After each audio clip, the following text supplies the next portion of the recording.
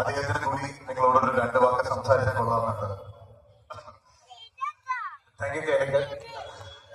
എന്താ പറയണമെന്നറിയില്ല, കാരണം ഇന്ന് ഈ സ്റ്റേജിൽ നിൽക്കേണ്ട ഒരാളല്ല ഞാൻ.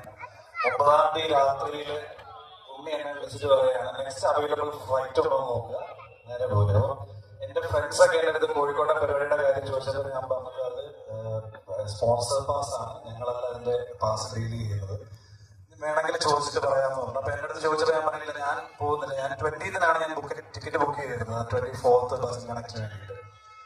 9-ന് രാത്രി 12:30 ഉണ്ണിയുടെ കോള് വരുന്നു. 1 മണിക്ക് ടിക്കറ്റ് ബുക്ക് ചെയ്യുന്നു. 10-ാം തീയതി രാവിലെ 9:30 എയർപോർട്ടിൽ എത്തുന്നു. ഇന്ന് വെളുപ്പിനെ 4:30 it's actually blessing for me. ഈ ഒരു പറഞ്ഞ പോലെ 7000 ആളുകളുടെ മുമ്പിൽ പെർഫോം ചെയ്യാനായിട്ട്. കാരണം ഞാൻ കാനഡയിലേക്ക് മൈഗ്രേറ്റ് ചെയ്യുന്ന സമയത്ത് ഓക്കെ ഞങ്ങൾക്ക് സോഷ്യൽ മീഡിയയിൽ നല്ല സപ്പോർട്ട് ഉണ്ടായിരുന്നു, പക്ഷേ ഇത്രയും വലിയൊരു ഓഡിയൻസിന്റെ മുമ്പിൽ ഞങ്ങൾ പെർഫോം ചെയ്തിട്ടുണ്ടായിരുന്നില്ല. അതുപോലെ തന്നെ ഞാൻ അതിലെടുത്ത് വന്നപ്പോൾ പറയുന്നത് this is actually dream come true. ഞങ്ങളിത് സ്വപ്നം കണ്ടതാണ് ഇങ്ങനെ ഒരു ഓപ്പൺ സ്റ്റേജിൽ നമ്മള് മ്യൂസിക് ആയിരുന്നു പറഞ്ഞിട്ടുണ്ട്. അപ്പോൾ ഇങ്ങനെ ഒരു സ്റ്റേജിൽ ഇത്ര ആളുകളുടെ മുമ്പിൽ പെർഫോം ചെയ്യുന്നത് ഞങ്ങൾ ഒരുമിച്ച് സ്വപ്നം കണ്ടിട്ടുള്ളതാണ്. ഞങ്ങൾ അങ്ങനെ ആ വീഡിയോ കണ്ടപ്പോൾ ഞാനെന്ന് അറിയുമ്പോൾ 6ാം ക്ലാസ്സോട് ഒരുമിച്ച് പഠിച്ചാണ്, അതാണ് ഞങ്ങൾ തമ്മിലുള്ള റിലേഷൻ.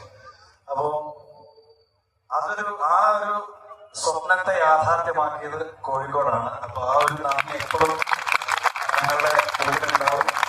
കാരണം അതുപോലെ തന്നെ വേറൊരു വലിയ ഇതുള്ളത്, ഞങ്ങളുടെ ഭജൻ കണക്റ്റിന്റെ ടിക്കറ്റ് ഏറ്റവും ഫാസ്റ്റ് ആയിട്ട് സോൾഡ് ഔട്ട് ആയതും കോഴിക്കോട് വെച്ചിട്ടാണ്. 5 മണിക്ക് ടിക്കറ്റ് ഓപ്പൺ ആയി 5:07 സോൾഡ് ഔട്ട് ആയി.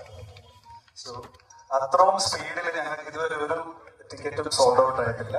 അപ്പൊ ഞങ്ങളെ ഹൃദയത്തിൽ നിങ്ങളെ എത്തിയതിന് ഞങ്ങളിലും ഒരുപാട് നന്ദിയുണ്ട്. ഒറ്റ ചോദ്യം കൂടി ചോദിക്കാം, ഇത്രയും നിങ്ങൾ ഓപ്പൺ ആയിട്ടുള്ള അല്ലെങ്കിൽ ബിക്കം ഇമോഷണൽ ആയിട്ടുള്ള വേറെ ഏതെങ്കിലും സ്റ്റേജ് ഉണ്ടായിട്ടുണ്ടോ?